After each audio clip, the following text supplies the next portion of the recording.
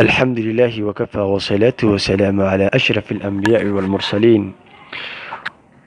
waxaynu ka hadlaynaa zawjka iyo zawaajku waa sunno nabigana calayhi salaatu wasalaam noo jideeyey, sharcigana lagu jideeyey laga soo bilaabo khalqiga markii la abuuray la jideeyey. waxaana ku jira kala guursiga ama guurku kalgacayl iyo raxmad labada dhinac xaggooda ka ahaatay. laakiin casriga hadda aan ku noolnaa waxaa aada u farabatay mashaakisha ama dhibaatooyinka soo dhexgelaya labada qofood ay isqaba, halkii dadkii hore ay naga fududaayeen nolosha xaggeeda. laakiin maanta ayaa aada mashaakilaad fara badan la dareemayaa. dadka culammada ah iyo dadka xukuumadda ah oo caqliga u saaxiibka ah waxay aada u bixiyaan naseexooyin ku saabsan xagga kala guursiga iyo cidda guursa lahayd iyo qofka uu guursa lahayd. bal ila dhegeyso walaalkaygiiow, nin acraabi ah ayaa wuxuu u naseexeeyey wiilkiisa oo doonayay inuu haweeney guursado. wuxuu ku yidhi, wiilkaygiiow 7 naag ha isku guursan oo agtooda yaysan hamarin, ninkaaxaaga yuusan qaban. waxay tahu yidhi midda manaano ah iyo anaana iyo xanaana iyo xadaaqa iyo baraaqa iyo shadaaqa wala cashbata daar. 7 dumar ha guursan. haddaba dumarkaas maxay kala yihiin calaamadahooda? bal ila dhegeyso, adiga qanci doonee. midda ugu horeysa manaana waa midda mar walbo ninkeeda u galad sheegataa, tiraahdaa soo aniga ma ahan cariirigii jira ninka qofka kaa bixiyey, soo aniga ma ahan waxa ku siiyey, soo ehelkeyna soo waxa kuuma qaban, soo guriga iyo ehelka iyo waxa dhan soo hebel iyo heblaaya nama siin, walaalkeenna ma siinin. mar walba waxay xustaa waxa loo qabtay ninkeeda ayay u sheegtaa, ama afraad qaraabadeeda u qabteen amba ayada ay gacanteeda ugu qabatay. taa haba guursan. midda ku xigtaa waxay tahay al-anaana, waa mid mar walba sheegasho badan, xanuunan dareema, owjac amraad ayay sheeganaysaa, 24 saac way isduuduubaysaa. mararka qaar xataa laga yaaba inay been tahay oo ay doonayso qarashkaaga inay dhakhaatiirta ku dhammayso. taana ha guursan, oo mar walba jirada aana ka baxaynin ayadoon jirnin isjirsiinayso.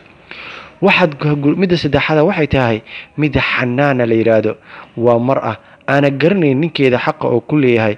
mar walba hilow iyo kalgacayl waxay u qabtaa guriga aabaheed ama ninkeedii hore caruurtii u dhashay ayay ka jeceshahay ninkeeda, oo 24 saac ay kaga mashquulshantahay, ama aabaheed ama ninkeedii hore ilmihii u dhashay ay 24 saac koolkoolina xanaaneen. ninkeeda ma ihtimaamayso. taana yuusan xaraggaaga qaban oo ha guursan.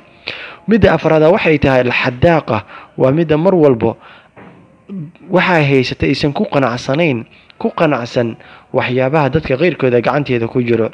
gabar ayay soo aragtay gurigeeda, waxay rabtaa gabadha gurigeeda oo kale in laga dhigo. haddii looga dhigana ma qancayso. dhar ayay soo arkaysaa, waxay ku kalifaysaa ninkeeda inuu dharka nooca u gado, haddii kale uusan jeclayn. waxaa igad. mar walba waa mid doonayso in wax loo soo iibiyo, laakiin lan tashbac abadan, weligeed ma dhargeyso. taana nikaaxaaga yuu qaban oo ha guursan. midda kaloo baraaqada la yidhaahdo waa mid 24 saac ku mashquulsan jirkeeda inay qurxisaa, oo doonayso inay jamaalkeeda iyo quruxdeeda dadka iyo adigaba kuga faanto, banaanka usoo muujiso. taana ha guursan, weligaaba yuusan dalaaq ama nikaax adiga allada yuusan soo gelin. midda shadaaqada la yidhaahdo waa mid soodkeeda sare u qaado, hadal fara badan leh, been badan, 24 saac hadallo aan qiimo lahayn mar walba dhagaha ugu daalinayso, oo ninkeeda uusan ka nasa karin. waxay dayacaysaa ama ay isku dayaysaa inay ooqaadaadoo dhan hadal fara badan ay ku geliso. midda 7 waxay tahay midda cushbatu daar la yidhaahdo, waa midda gurigeeda ka dhigta qabri. sidee qabri ugu dhigaysaa? ihtimaam ma siiso nadaafadiisa guriga. owlaadda ay ku dhashay ihtimaam ma siiso nadaafadooda. adiga nafsadaada hantaadana ma siiso ihtimaam. dharkaaga iyo labiskaaga kama fikirto, ayada nafsadeedana saasoo kaleeto kama fikirto. oon mar walba waa mid guriga mugdi yahay, booreysan yahay, habaas yahay, ay ka muuqataa duruufo aada u dheer. taana ha guursan oo ka dheeraaw. waxaad guursataa mid qalbigaaga, owlaadaada, jirkeeda, guriga intaba nadaafisaa. kuna dadaal gabadha diinta leh. taa ayaa nabiga yidhi calayhi salaatu wasalaam, fadfar bidaati diin tarabad yadaag. adigaa nimcaysan doonee waxaad laasimtaa walaal gabadha uu nabiga noo tilmaama calayhi salaatu wasalaam.